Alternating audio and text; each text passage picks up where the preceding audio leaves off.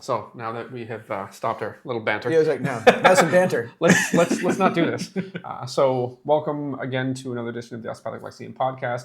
Just the way that I have this camera shot set up, because you are a professional actor, but you are not a union actor. I'm not a union actor. Okay, and I'm clearly saying it correctly. Yeah. We have Colin Edwards. What we're going to do is sort of lean into your experience as a massage therapist who is now educationally entering the osteopathic profession, and just sort of try to tease some stuff out from you with respect to that. So there's probably going to be some banter because, I mean, I think we both like to tell bad jokes. Exclusively. Exclusively? Yeah. I don't like it. Not exclusively for me, but mean to. a few. Oh, maybe you're just not good at it. Yeah. That's fair. Yeah. So the tone of this will be quite different than a lot of what I do, but that is what it is. Usually it's just me as a talking head, talking at people and sharing my opinions, but whatever.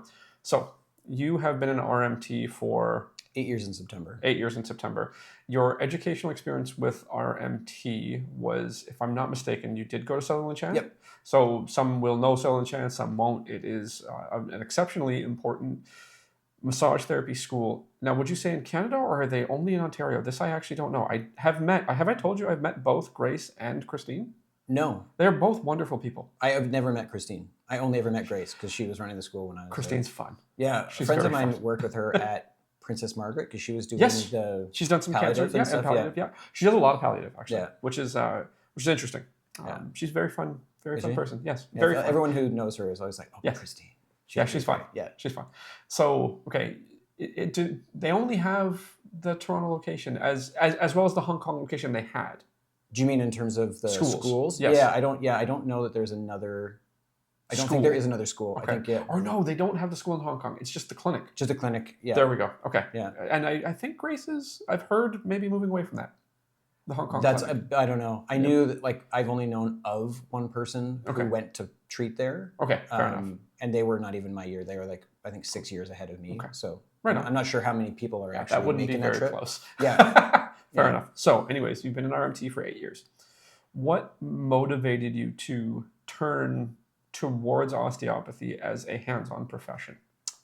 To be totally honest, I would say initially it was looking at the longevity for my body as an RMT. And I was like, I think after 4 years, I'd had like a couple of like not horrible, but pretty bad, like repetitive stress injuries. And a lot of that was, I don't know if this is an actual standard thing, but the clinic I worked at out of school was, like, for whatever reason, attracted a lot of like business people who like wanted a ton of pressure. And so what I found is I was like, between the request for pressure and the volume you have to hit, it's like you very quickly make the link of, well, my body can take this much, and that's how much I can make. And if my body stops being able to do it, I stop making money immediately. So that was the initial curiosity, because I think a lot of people used to say, this is like when I was first in massage, they'd always refer to osteo as like, it's like soft chiro. It was always think of it as like soft chiro. And I was like, not really understanding what chiro was. I was like, I liked the soft part. Fair enough. Yeah. So you just, with what you had heard in the general milieu of where you were, it seemed like something that had a less, say, muscular approach. Like for the practitioner, you were going to use less physical effort. Yeah.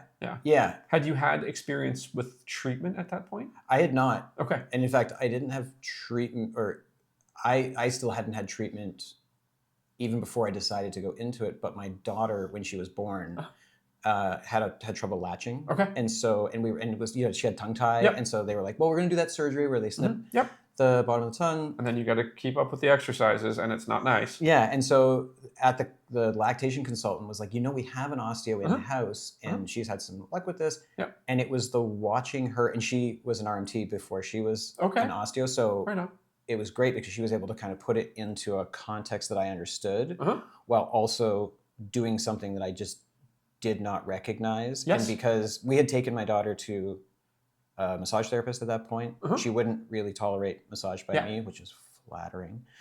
I was like, I've been at this for a while. Yeah. I get paid for this. Dude, my daughter... She was like, I hate you. Yeah, my daughter is 12, and probably by the time she was 10, she would accept, if she was feeling something that she thought I could help her with, she would accept the treatment from me. And before that, nothing. Yeah. Just like, I can help you with that. No. Yeah. Like, okay. Fair enough. I sneak it in on my daughter. I've done it twice while she's sleeping. Once she was feeling terrible at the cottage, and I was like, I'm just gonna work on her spine a little bit. Okay. And even in her sleep, she was like, get out of here. And then she has like her jaw is actually off. Like, and so the dentist noticed that, and I was like, I could at least try, and she won't let me touch it. But to that point, when we took her to the osteo for the latching, what was fascinating to me was that the osteo was like, do you see how, like, she laid her on the table and she was like fidgeting and all that stuff. She was about 4 months old at that point. And she said, well, see, like, she won't let me go there. And she's like, she won't let me go to the head. And she's like, we want to get there. And it was like, as an RMT, I was really like, that's really weird, because RMTs is like, where's the thing? Go to the thing. Sure. We go there right away. And so she just kind of looked at her and she was like, see how we have to unwind her, which as a layman was a great description of kind of, I think now what I would understand more to be like barrier, where she's like, do you see how she, like, if we take her against where she wants to go, if I take her through that, she's annoyed. And if we work with what she's comfortable with, she'll let me go a bit further and we can get more movement. Or if you take her to the place and we're just going to keep approaching the restriction. We're going to keep going to the place where she doesn't want to go. And we're going to try it at the hips. She doesn't want to do it there. Try it at the shoulders. Doesn't want to do it there. At the legs, she might be a bit more willing. And the thing that got me every time I took her in was there would be this initial, the way she would work with her. And at some point, she would just like lie flat. Her eyes would like relax. And she was like, and then the osteo would say like, you see, now we can work to where we wanted to work to, but we couldn't do it before. And that really got me. Because there was like a patience in it, but also an efficiency. Where I would sort of associate the way I would have experienced that with massage is the person comes in with the like, it's my shoulder that hurts. And in your head you go, okay, it's probably, might be the neck, might be the back, might be the hip. Because they're paying for the shoulder, I'm going to work the shoulder, you know? And so sometimes you do it and you're like, great, I got what I wanted, they're satisfied. But often it would be like, if you did the complaint exclusively or spent too much time there, you're always stealing from yourself a little bit in terms of like, I want to get my questions answered. I want to make sure it's not somewhere else. With respect to clinical efficiency or maybe a clinical effectiveness. Or like outcome, like so that, or even for the patient experience, where at the end they say, that felt great, or sometimes they don't. And it was the part where they say, it doesn't feel great. And you're like, but I spent all my money there. And now I don't have a good enough answer for you for what we should do next time. And I think that was always the thing, and continues to be the thing with massage, where because, and I mean, other RMTs might fully argue this, that we don't have an efficient assessment protocol so that you can do it at the beginning and you can do it at the end. And compare and contrast. And the patient doesn't feel like, man, you ate up like 20 minutes of my appointment with assessment. So my argument with respect to what I see as an outsider to the RMT profession is that RMTs have more than enough skill to do an appropriate assessment. But the momentum of how the public approaches it makes it very difficult for any given RMT to actually enact that, especially if they didn't do it the very first time the person came in. Absolutely. So I think RMTs have the skill set, fundamentally. Maybe the efficiency, as far as I can see, would improve with respect to how they would be trained to assess.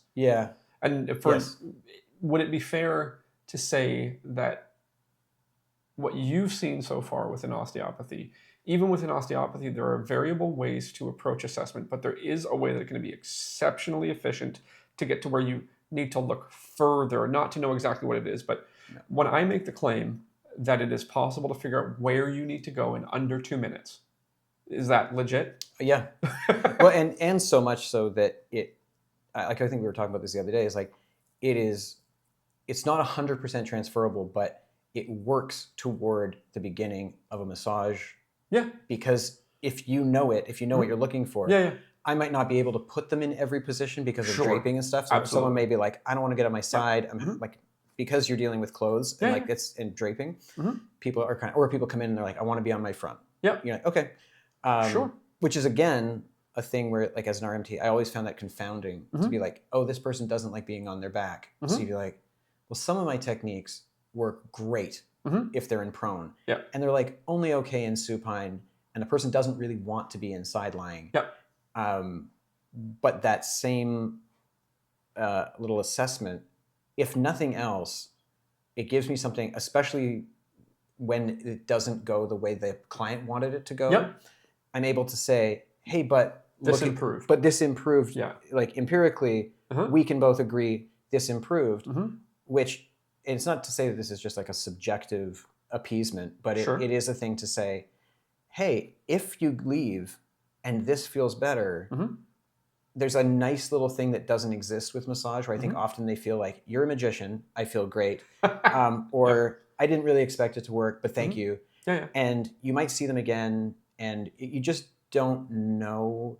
Like, in fact, I joke with someone, one of my friends, where I'm always like, the worst thing that can happen is that you blow their socks off, because then from then on, you hit a home run the first time. You're the guy who fixed the thing. You're only allowed to hit home runs. And then they come in, and the next one is kind of lackluster. Yeah.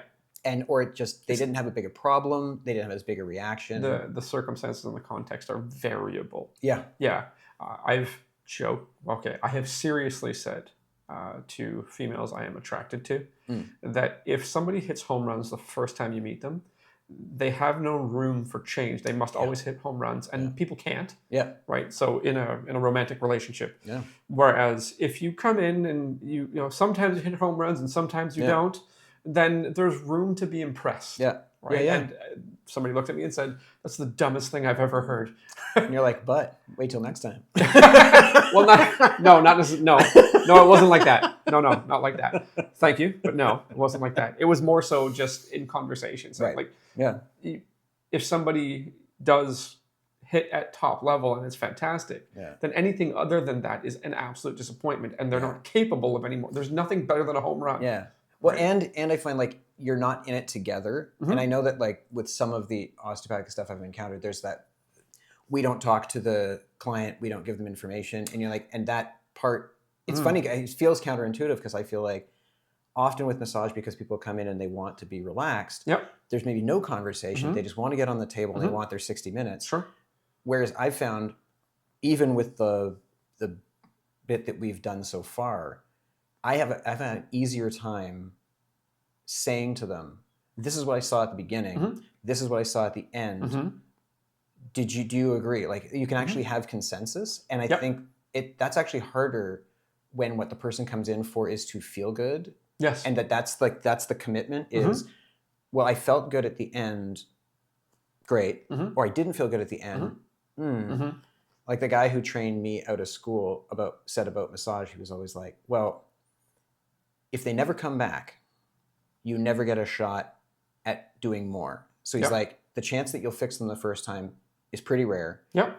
But if they don't come back, so he was really like instrumental for me in terms of like, how do you give a massage that is both pleasing, answers some of your questions, and at least lets you say, we got some improvement. I have an idea what I would do next time. Yeah. Okay. In that you could actually say that to the person. Yeah. Yeah. And I find that even now, after 8 years of that, practicing that model, it's more difficult for me to do it that way than to have an efficient assessment where I feel like we didn't eat up too much of your time. I got my questions answered. I have something I'm looking to change. And at the end, I can say we did or didn't get there. So if I can recapitulate that, you're saying with the way that you've been working in the RMT framework and the way that the gentleman helped you, it's sort of like a vague thing where you're like, I tried, I did this, but it's a little vague. That's fair. Yeah, whereas so far with what you've experienced in the educational interaction within osteopathy, it's like, no, this is very obvious. Yeah. Now, in your varied educational experience with osteopathy, you've seen varied assessment approaches. Yeah. Have you seen assessment approaches whereby it's essentially by dictate as opposed to by reason? Yeah, well, and I find Yes, is the And answer. so Yes. okay, and the reason I pose it that way is to say that the approach that I endorse is to figure out how you would test something. So it's a lot of figuring out and how to. So it sounds redundant. I'm sorry, I love but it. basically, give you as somebody who's learning the opportunity to figure out how you would assess this thing in this position, actively and passively. Then you get to choose which one gives you the most information and why. And then I ask you to sew it all together to make your own assessment and edit it. So it's essentially, I teach you how to assess things in all positions, actively and passively, to the best of your ability. And some of them don't work. Yep. Right? It's like, it's kind of hard to test the shoulder that's on the table in lateral. Yeah. I mean, it's basically stupid. Yeah.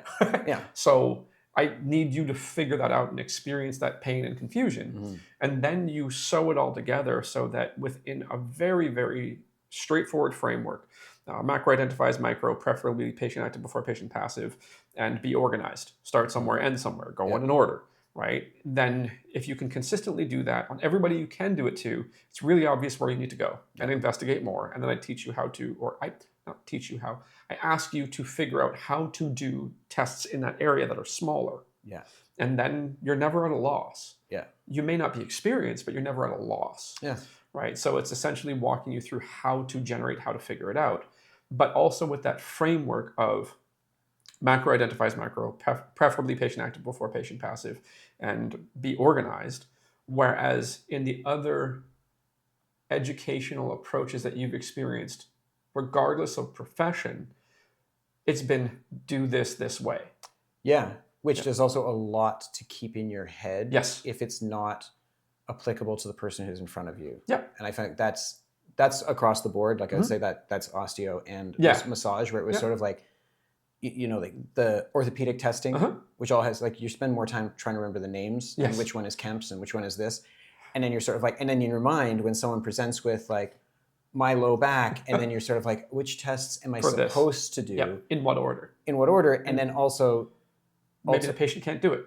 Yeah. Or at the end of it, you're sort of like, Kemp's negative. Yeah. And you're like, I don't know for whom that information is important, other than the next person doesn't have to do Kemp's. Yep. Except arguably the next person, if they were trained the way I was trained, will do Kemp's. Yeah. Because you always do your own assessment. Yep. So you're also like, you end up putting people through, you know, those orthopedic tests, but they feel disjointed because they are specific to the thing the person says they can't do. As opposed to what you were able to observe. Yeah. Yeah.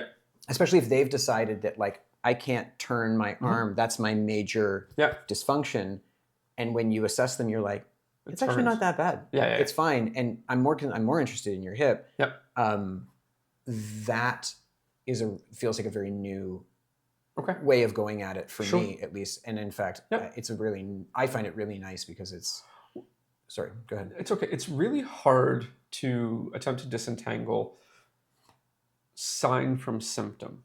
Yeah. So if you go off of symptom report, it is very likely that you'll miss a bunch of stuff because you have to respect what the patient tells you. Yeah. You must, because a symptom is what the patient can identify and nobody else. Whereas a sign is what everybody can identify, including the patient. So if you're external to the patient, you have no choice but to appropriately look for sign and hope it relates to symptom. Yeah. But if you go off of symptom as the start, you are appropriately doing patient-centered care in a proper therapeutic relationship. But it's entirely possible that the manner in which they report doesn't properly respect their more externally objective presentation. Yes. And that's hard because it sounds like it's disrespectful. Yeah. To some people, depending on how you were trained.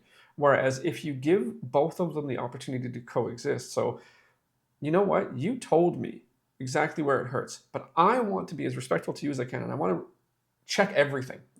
Because sometimes exactly where you said is the problem is what I will find. Yeah. And other times I'll find other things. And even if they don't properly relate, you're here, I should do it. Yeah. That's sort of the way I think is slick to talk about it. But it's also nice that with this model, it can be done quickly. And I think that's and I mean quickly from my point of view, efficiently as the practitioner. Yeah. And I think from their point of view they don't even notice it. As the customer, they go, that didn't take any time. No. And especially with the way this works is often the assessment is going to feel a lot like the treatment. Yep. So you're sort of like, it may not even dawn on them that you went from trying to answer a question about like priority into treatment because you kind of went like, it's this one or this one, it's that one. I want to work there. I'm going to work there. And you're already kind of like, and that part I think is also really handy because I think, in order to not have them second guessing everything that's happening, there's that sort of like, it's more obvious. Yeah, exactly. Everything's obvious. So the way that I advocate for things to be done, it's all obvious. Yeah. There's nothing subtle. There's no magic. There's no funny claims. It's like, it's that one. Yeah. Right. And everybody would be able to agree. Now, say sometimes when we do some of the videos of technical stuff, just the way it's shot, it's not as visible. Like you've seen that. Oh, yeah. I think I did one. You did one with you. Yeah. And it's maybe, did you see that video? All I could think was like, I got to take gum out. The whole time I was like, I'm just sitting there chewing gum like a jerk. But, whatever. But some of the stuff that I would have said, like, does everybody see this? Maybe it doesn't show up as good on the camera. Just sometimes it's the camera quality and angles, whatever. Yeah. But when in your experience, when I as an individual, but other people who are being educated have said, it's this, you're like, oh, yes. Oh, yeah. Yeah. Whereas in other circumstances, educationally, regardless of profession, right? People have said it's this, and you're like, no, it's not. Yeah. It's an interesting thing. Yeah. It makes it hard not to feel like I have an ego issue. I know what you mean. Yeah, I feel that. Maybe I do, maybe I don't. Yeah. I'm the worst person to judge. And because we're on camera together, I have a really good feeling you're not going to call me out. Yeah, like, that's why I have to look to it. Be like The Office. Be like, shit, I can see it too. I think we broke the fifth wall. Yeah. So it's too meta. With respect to your experience in treatment, when I advocate for the barrier concept as don't make the patient say ouch, and then if you can go into the direction of restriction without them saying ouch, you do that, but you try to stay shy of it. And a way to judge that is that the muscle doesn't activate, right? It doesn't contract. Yeah. And then if they do that, then you go indirect, quote unquote, and you make the soft tissue soft. Is that a way that you've experienced to explain before, or is that a way that you think is somewhat novel to the approach that I seem to be advocating? I think it's more straightforward. I feel like I've heard, in other training, I'd be like, fantastic. I could extrapolate from it that's what we were doing. Yeah.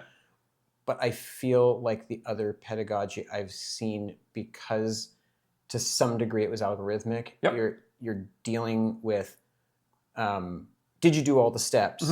In all the steps, did you encounter that muscle, the pushback, the jump, whatever, that activation? And you're trying to keep all those things in your head where you're like, I tested everything. I think it jumped on the right. I think it jumped. And so in your head, too many things to remember. But also like the way you do it is, I just go with like, did it activate? Okay, that was too much. Yeah. And then did I soften it? Yeah. Yes.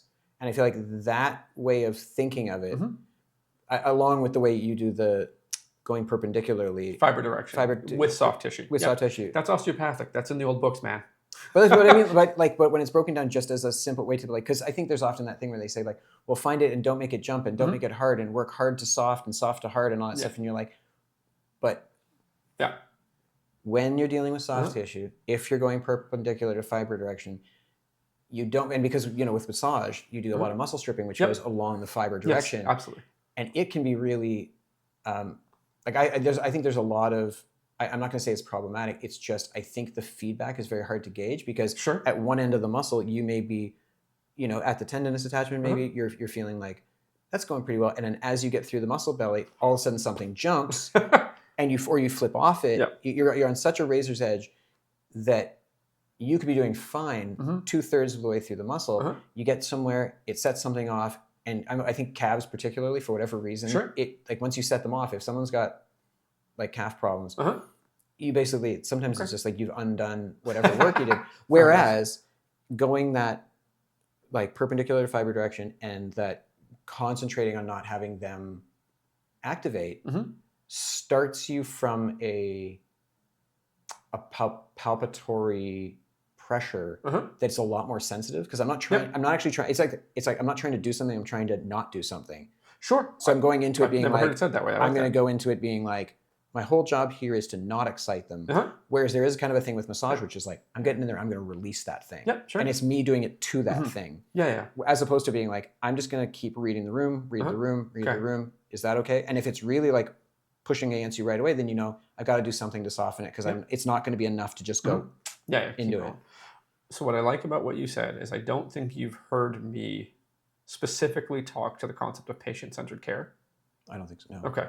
So like, I'm going to trust that you haven't. Right. it might be something I sort of touch on anyways, but would you accept the construct, please excuse me for all the super smart language, that osteopathy at its core, if you use the barrier concept the way that I advocate, it is patient-centered care because it always responds to how the person responds.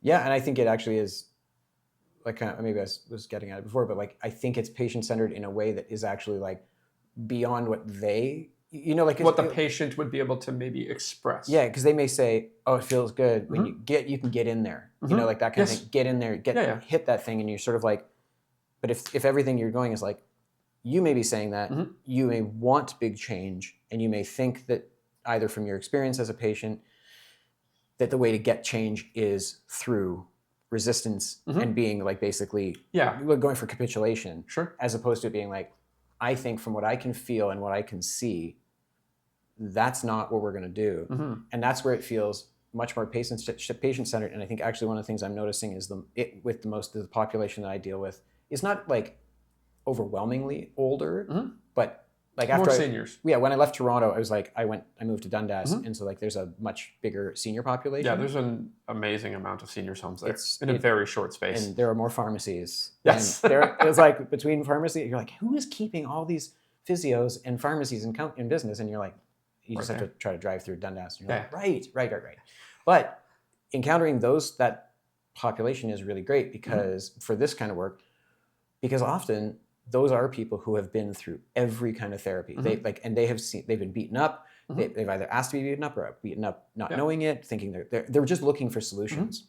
And they will have done medication. They will have done surgery. They will have had like big diseases. Like a lot of them will be some kind of cancer, possibly surgical treatment.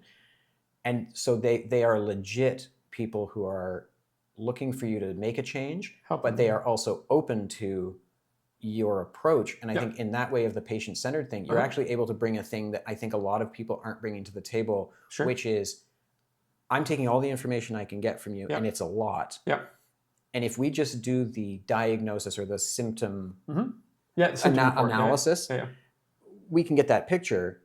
However, so you had a hip replacement, so you had this, so you had this. That aside, what I see is this, what I feel is this. I think we're going to get the most bang for our buck with your body, with this approach. And I think in that way, it's really, really patient-centered because it doesn't really matter what walks in the door. And it might be a terrifying symptom list. Which you can't treat anyways. But that's what I'm saying. It's like, so you're looking at it and they're sort of like, I have these problems. And you're like, those are your problems. Yes. I'm like, if those are the ones you want fixed, I'm not your guy. I'm not your guy. You're like, I will absolutely refer you to your GP, who will refer you to a surgeon or to like, you know, to a medicinal, like whatever path they take. It's always interesting. I've said to someone else, is like, it's interesting with that demographic too, because I find as an RMT at least, and I don't know if you find this as a osteo, when people end up with you, it often feels like they've seen everybody. And then just one second. Remember exactly what that is. This is just because of my goddamn camera. Hold on. Nobody else will notice this, except for the fact that I said it. Okay, so I interrupted you. What the hell did I? So it's that they've seen all these different people, and that so they come to me, and I've got this list of things to do, and then you think like, the feeling is that you think that they're asking you to solve it. But often I'm just the last one on their list. It's like the chiro referred them to physio, and the physio referred them to this, and then someone referred to them to this, and then the last person said, "It's you as an individual, regardless of profession. You should get a massage." You know, you're sort of like, okay, and like oftentimes I say to them, I'm like, I think your doctor said you should get a massage because they think you need to relax. You say that to them? Yeah. You're a bit of a gangster. I just like, because when you look at the list and you think these are the things you're suffering with. Yeah. If a GP sent you to a massage therapist because they thought I was going to fix the thing that they're having trouble with, yeah. I think they think you need to relax. Or they might think simply you need a good night's sleep. Sure. You know, like that kind of thing. Where like, so, but when it lands on my plate, I find I do a lot of sort of reading people's MRIs and things like, and saying like, do you know what this means? And they'll say like, yeah. And I'll be like, well, this is kind of what it means. Is like, that part I can interpret. Beyond that, all of this is out of my scope. Yep. So we can do what's in my scope. Yeah. And I'm just surprised how often I feel like it's kind of like me and then an osteo, or an osteo and then me, because they've tried everything, and then they're going to like. And you as an individual practitioner, because of the experience and reputation you've built based on your skill set. That's fair. Yeah. And also your context. So people call you because you do the you thing. Exactly. Right? Yeah. And I think that's tough because, so one of the things that I generally advocate for, and it'll be in a podcast that ends up coming out before this one, you've experienced the biopsychosocial approach, or at least discussion about it? Maybe vague. Okay. Yeah. It's something that people seem to be attempting to inject into hands-on professions. It essentially centers patient experience and suggests that there may be biological components to a presentation, psychological and social components. It comes from a gastroenterologist. I don't remember his name right now, unfortunately, but there were people who used the term before him. Roy Grinker, I think, used it before in like the 40s or 50s, and then this guy in 77. I don't remember his name properly to attribute it. But anyways, he was a gastroenterologist, and he was noticing that people may have been having a harder time with certain outcomes because of the interaction between them and the medical practitioner. Sure. So he ended up being more interested in the psychological and social components. Right. So it centers the patient experience as opposed to the biomedical model. The biomedical model, the argument would be that it's very reductionist, it's not considering feelings. And I can't meaningfully disagree with that. Right. But like, have you heard the thing where people talk about, oh, well, your general MD, your allopathic physician, they come from battlefield medicine. They're only there to save your life. I have heard that. Yeah. And the issue is, what's the problem with that? Would you like your life saved? Also, if you look at, I think a lot of people don't necessarily understand how fractionated the term physician is, the term MD is. There's a huge amount of subspecialties. And just because you have orthopod A and orthopod B who both work on knees doesn't mean they do the same procedures. Yeah. There are literally different surgeries that they will do to the same knee. Yep. But they're different. Yeah. So the expertise is still housed in them as individuals. So it's like, I need the Colin move. Oh, yeah. Right? That still matters. There is still a connection there. It is still contextual. It is still personal. Yeah.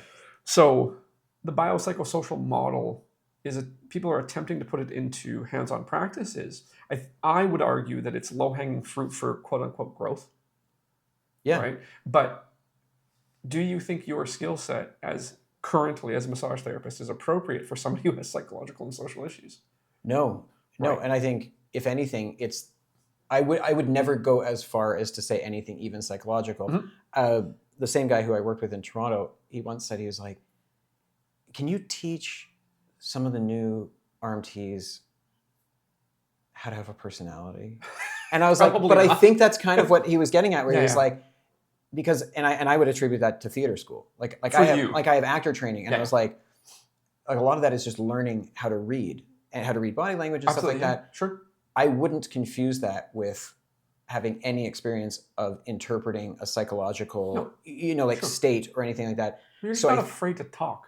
But also, and you sort of go like, no, a person doesn't look like they want to talk today. Maybe I won't start that conversation. Or they look a little bit fragile about this. Is this a thing to ask more about? Some of it's just being perceptive. But also I think some of it is learned. But that's about as close as I would ever say to like, in terms of like where the patient-centered, where their emotional, psychological state is a thing that I'm even interacting with on any kind of a level. It would be like, I'm looking for, do they look scared? Yeah. It's big. Yeah. It's big and simple. Are you aware that different cultures have generally broad arcing different patterns as to how they express certain things, even though each individual will be different? Like, are you aware that certain facial expressions may mean very different things in different cultures? I heard it, but I don't know what they are. Yeah. You're old enough to remember the first George Bush, correct? Oh, yeah. Do you remember in Australia when he came off the plane doing this? Yeah. You remember? I do remember that. And apparently, when we were kids, what we heard is in Australia, this is a vulgar gesture. Yeah. Whereas in Canada, not a vulgar gesture. At all. Right? Yeah. So one of the problems with attempting to read is that you may not be actually appropriately culturally sensitive. Yeah. But you don't know that. Not at all. Right? So if you can accept that, then you can say, hey, you know what? Try this. Oh, that didn't work. Let me pull back. Yeah. Right? That's a fair enough skill. Totally. When it looks like somebody is not receptive, to calm it down, to pull it back, don't push. Yeah. Would you accept if I said one of the best things that you can do in relation to a stranger you've never met, regardless of healthcare or no healthcare, is don't actively be a prick? Yeah, absolutely. Okay. Yeah, fair enough. I've based my whole practice around it. Yeah, so don't actively be a prick. So then, with respect to, say, hands-on therapeutics, the core skill set is the hands-on therapeutic, whatever it happens to be. Why would you ask the person to go and grow in other areas that is not their core skill set? Yeah.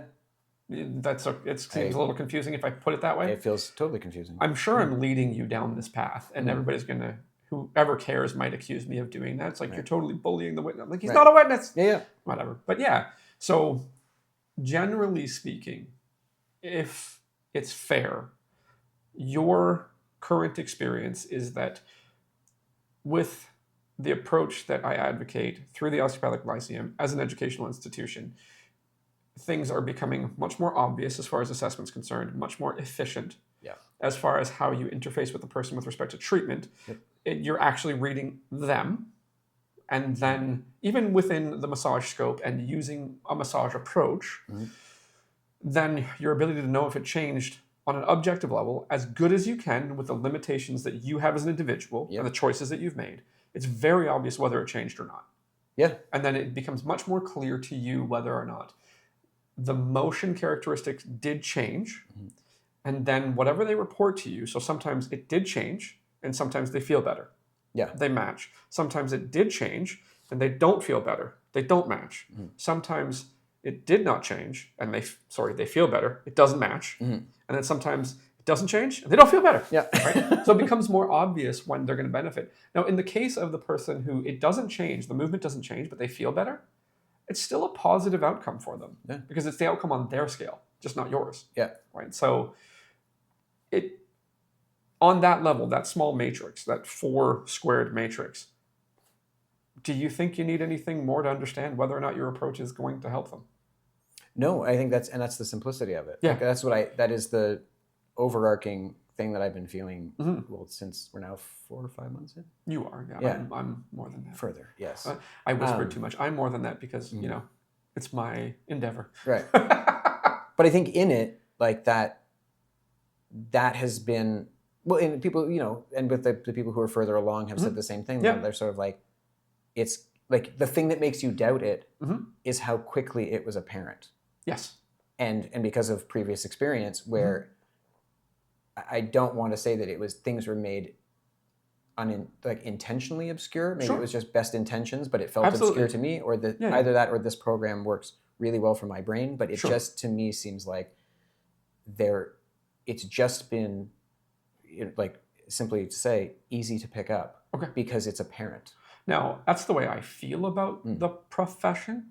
And some of that is because I had a particular opportunity to hear certain things that were consistent and abstract the things that were consistent regardless of the words that were used by a wide variety of people. I think the intention is always good. People always feel like they're going to be teaching you in the way that should have the outcome. Yeah. It's just that sometimes, depending on who you are, if you can observe that the words and the outcomes aren't quite matching, you can start to adjust. Yep. Right. And that's one of the things that I think I've done a decent job of, and chasing down a little bit better through going to further education with respect to how to teach, well, not how to teach, maybe it's a weird way to say it. It's like, I can simply say the title of my master's, health science education, like how to do that well. Yeah. And one of the problems with people at certain levels of education is that they're very self-sorted. They chose to be there. Right, yeah. And so it's like, I don't know. I think they just want to do good. Yeah. So it's like, I don't know if it matters how you teach them, but obviously I think it matters how you teach them because I'm doing things very, very specifically in a very thought out way with the admission that I could be wrong and we can adjust as we go. And I think, well, I would say that that's the other thing that I am really enjoying, which is there's a lot of redundancy. And I know that you're doing that intentionally. Absolutely. And again, I'm like, I will totally say that's my brain works really well that way. But I also say as a practicing RMT, like that's just the training I have and the practice that I've had the longest of. From the education to the practice to the profession, I think even in the education, there's kind of an acknowledgement that like, yeah, but you're going to learn this when you're actually working. Like we can, you know what I mean? We're going to show you it a few times. Yeah. We hope you're practicing it. and maybe 3 years down the road, your brain goes, it's for this person that I need that thing. I didn't have a reason for it because 80% of the people who come in have no need of that thing I learned. And then they're hoping that they put that tool in your belt to be like, yeah, but when the person comes in that you need it for, hopefully it's there. But within the education, I've often found the frustration is it's kind of like, did you see that? Did you get it? Let's move on. Yeah. And you're like the amount of specific details that they must cover. Yes. And it doesn't give you the time to sort of take it on board and go, can I try it a few times? Then can I try it on somebody else? Then can I try it on somebody else? And can I do it enough? And same thing with the way that you do the theory portion is that if you hear the same information over and over again, it goes in. And it goes in because it's kind of repeated bout effect. But also kind of becomes like you get a bit of a confidence because like first time you get a quarter, next time you get two, 2 quarters is a half. Yeah. 50 cents. Next time you get 5/8. We in club, baby. Yeah. And somebody is a wankster. I didn't go into math on purpose. Hopefully my laugh isn't spiking the goddamn audio. Yeah. So whatever. Okay, sorry. So I feel like that's the thing I really like about this approach is I feel like from the practical and the theoretical, the redundancy, and not to say that it's actually like thing for thing redundant. It's that you're it's cyclical. Like you're getting I'm getting to do the same concept a number of times. And in fact, I find myself, like some of the training I've had before had a big component of, do you have any questions? And I was like, oh, all I have is questions. But I think I wrote this once. It was like, I don't know enough to ask a question because we move so fast that my question is, it reminds me actually of being in high school when I was basically dropped out of math because I made it to grade 10 math and was failing and went to my teacher and was like, I'm having a really hard time. He's like, what do you need? What can I help you with? Know. And I was like, this thing we're doing, I don't know what it's based on. And the look on his face was like, I don't know what to do with you. I can't teach you the foundation of this thing. And I feel like that's been my experience with some of the other education was we're moving so quickly that if the idea is, don't worry, as long as you got a smattering of it, you're going to put it together down the road. It gives you no confidence while you're doing it to say, yeah, but why? Like, I don't even know why I'm doing what I'm doing. And therefore, I have no idea what I'm looking for. There's a really interesting thing in health science education or medical professions education or health professions education, whichever term people like. The ability to expose learners to specific things.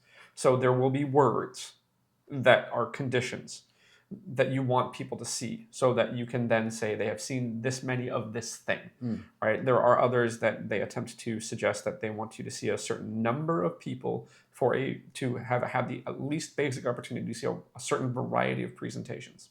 It is really hard to actually guarantee that just because people are variable. Even the same condition, right? So not all people who have condition A present the same. That's why there's a certain amount of check boxes. It's like if they satisfy 8 of 12, they have this thing, right? And there may be some that are more important. My argument, and it's whether or not people accept it, but we'll see if you accept it. My argument would be that in osteopathy, there is really only one presentation. What doesn't move? Yeah. Now, the details that are contained within that are so variable that you are literally always exposed to it. So whoever and whatever doesn't move, conceptually, it's fundamentally the same person to person. If you add in the barrier concept to that, don't make them say ouch. So you have a very clear choice matrix. It is now even more the same because it's like, are they responding the way that I want? Nope. Yeah. Change. That's the fundamental skill set, such that it almost doesn't matter what the name of the condition or the name of the dysfunction happens to be, because you're getting very pointed interaction with the fundamental concept at all times. Does that seem to match sort of where your brain has been going and coalescing and putting all that together? Yep. Yeah. That's why it's that way. Yeah. Right now, because it's my fundamental argument. I'm completely happy with people having others. It seems like mine's working really well. Yeah. Well, and like I said before, it's like it also is a really good interface with a patient. Like because they matter more than anything that I want to think about osteopathy. Yeah. They matter more. Yeah. Like in your experience with what you've seen me do, has there ever been anything where the approach that I'm trying to take is more important than the patient responding? No, and in fact, I feel like you get to see that you're like, no, that didn't work. Yeah. Like, sort of like, but it's not a thing that makes like it's not a hill you're going to die on, which is like, but I chose this position and I chose this technique and it didn't do it. And I need to choose another named technique. Yeah, and it's their fault because I think that does happen. Like I don't know, I don't see it as much anymore, but I remember, and maybe because I was a bad RMT when I was younger, but that was like people would use the phrase like, this person's not a great candidate for massage. Yeah. And you're like, and some people don't love it and they don't respond to it, and you're like, I 100% get it, but it became a bit of a catch-all for I didn't get what I wanted to get out of them, or I didn't get them to do what I wanted them to do. So I think they might not be a great candidate. And it was like a bit of a cop-out thing to say. The thing that I've heard that I would call an analog is treatment was a success, the patient was a failure. I mean, that's more on the nose. Yeah. I've heard that. Yeah. I think it's fun. I don't think it's proper. Yeah. But it sounds good. Yeah. But it's also an insult to whoever might say that. For sure. Yeah. So to me, what I would say, or the way that I would approach it, is that the patient may always be a reasonable candidate for hands-on intervention, but the result that they prefer at the top of their hierarchy may not be the one they get. Yeah. Right. So if I may very consistently get a very good outcome on sign, which would be movement dysfunction, but I may not always get a good outcome on symptom. For sure. Right. And that should be acknowledged. And also, that's where it's patient-centered as well, because it's like, hey, this didn't work for you. I can get you moving, but I can't get you feeling the thing you want to feel.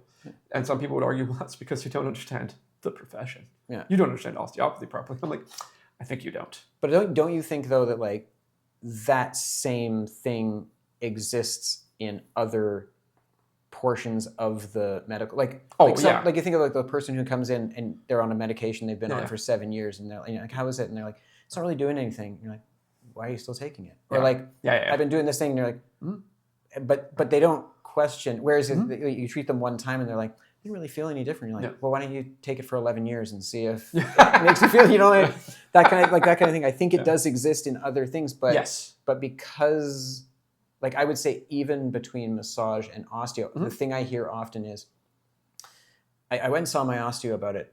They didn't really do anything, so I kind of wanted you to do something. And, like, and I know what that, I can translate that to be like, it didn't feel like much. Yeah.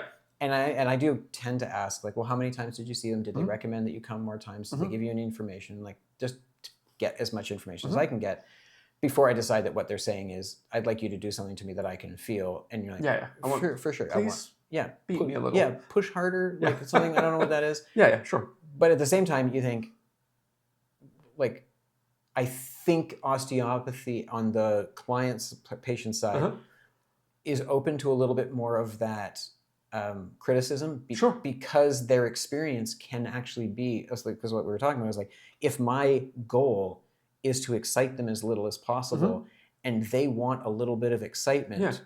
Whining, dining, fireworks. Spicy food. I got a pill. It has my name on it. And like, it was cool. Gastric I take distress. it. I don't really like how it feels. I feel sad all the time. Like, but the same thing with like, what's the classic massage thing is like, oh, massage felt great. Next day I felt terrible. Yeah. Day after that I felt better than anything. And you're like, did you? Well, if I went to your house and punched you in the face, Yeah. I bet you'd say like, felt okay when you did it. I actually got kind of like full of adrenaline. Yeah. The next day was hard. Yeah. Day after that actually felt pretty good. Yeah. Like because the place where you when it hit me didn't hurt as much as when you hit me. And you're sort of like, I mean, if that's the bar or if that's the level that we're judging things on, I do think that it's easy for people to have that experience of osteopathy because even with as simply as you have described it, which is about the most simply it's been described, which is if we could acknowledge that what we're trying to do is not set off muscle spindle, Golgi tendon responses, that concept to the layman, even though for us it's like, oh my God, that's hugely refreshingly clear, is a hard concept. Sure. Especially if what they've decided is, does that mean I'm not going to feel it? And you're like, ideally. Yes. So I tend to say the most common thing I hear is when the person comes back for the second treatment, it's like they tend to tell me, I told my friends I saw you last week, and they asked what you did, and I said, I don't know, but I feel different. And I also tend to lead with, listen, this is going to feel exceptionally unspectacular. That's good. Right? It's really good. It's like there's no fireworks whatsoever. I feel like that's going to be a hard switch over from massage. That's why there's value in having the discussion. But yeah, I struggle in certain ways because I think it is so simple, and then it seems to work when I teach it to people that it is that simple, and then they can do it really easily. Yeah, it's like it works. Yeah, and they get success relatively quickly within the range of possible success. But as you know, it's kind of tough because the osteopathic approach is exceptionally responsive to how the patient reacts to what you do between yourself and them, but it is exceptionally unresponsive to their request. Absolutely. So it's a weird dilemma. Yeah. But yeah, like I don't want you to feel much. I'd rather you feel nothing than worse. And then we'll figure out if it got better or it didn't. As far as how you feel. Yeah. I'll know if it got better or it didn't based on how you move. Yeah. Right? Like it either did or it didn't. Yeah. And then, so overall, even though you're still working, you're being educated in the osteopathic realm, while working in the massage sphere, your results are moving in maybe more of the direction that you wanted, at least with respect to understanding what the heck did happen. Yeah.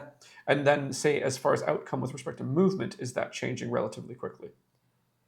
Yes, and especially with the things that are complicated where they aren't predictable. So and where I sort of venture into the place where I'm like, I'm going to do less today, and I'm going to see what happens.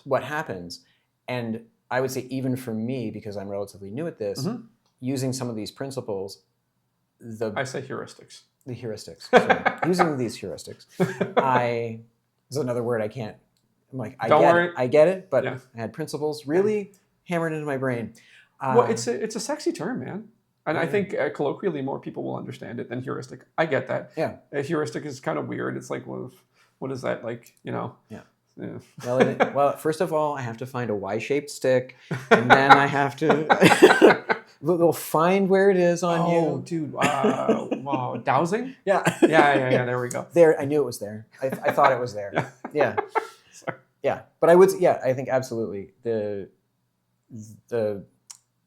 especially when I can see something where they come in and they'll be like, and sometimes they give you some good clues. Like, absolutely. I started running again. You're sort of like, okay, we're looking at lower body, maybe something with rotation. And like, you start doing that. And then they'll be like, but I'm really hurting here. And you want to look at their hips and you're just like, and my foot hurts and this toe. And you're like, okay, I can take all of those things. So you're kind of telling me what you've been doing. Yep. And then I'm interested to see, is it really in your leg or is it somewhere else? But I find, especially now when people come in with stuff that is not necessarily acute, but it's acute in their mind, like it's the thing they're most concerned about. And where in the past I would have gone at it kind of like, this is their complaint, let's hit it hard, that's what they want. I find myself now kind of going like, we can go there if that's what if they ask for that. Absolutely, you want to be respectful. And then, but if I can start and get away with being like, you know what? That was enough movement. Yep. And that move, and I'll just retest that and got my question answered. Yep. And I can move through it. And that part I'm interested by, even in that like the massagey place that my mind goes to. Again, I said like I might be different than a massage therapist, where I'm worried they didn't enjoy it. You know, like you know, well, that does matter. The part where you're also like they're people, and you're like, you gotta pay my mortgage. Yeah, please. And that part where you're like, okay, like I hope they like it. I'm interested I've been interested to see how in some of these cases, the thing where I say they did move better when they left, and later they're like, I really felt like I moved better. I'm like, once things start matching, and it starts, and you're like, that's great, and it got easier to do. Yeah. There you go. Yes. Sweet. So I will wrap this up. Cool. Just by simply saying thank you. Thank you. Thank you. Oh, thank you. Oh, now we're getting into the weird banter. Oh yeah. Both. I know. Yeah, no, you don't need to show yours. That's right. The front is pretty good, man. It's a lot of combing. It's like strategic combing. It's like the opening of American Hustle. Middle-aged man. But I don't feel middle-aged. But whatever. Yeah. Anyway, so hopefully, so we thank Colin. Hopefully that was useful to some of you, and hope that didn't spike the audio too much. But whatever. We'll talk again soon.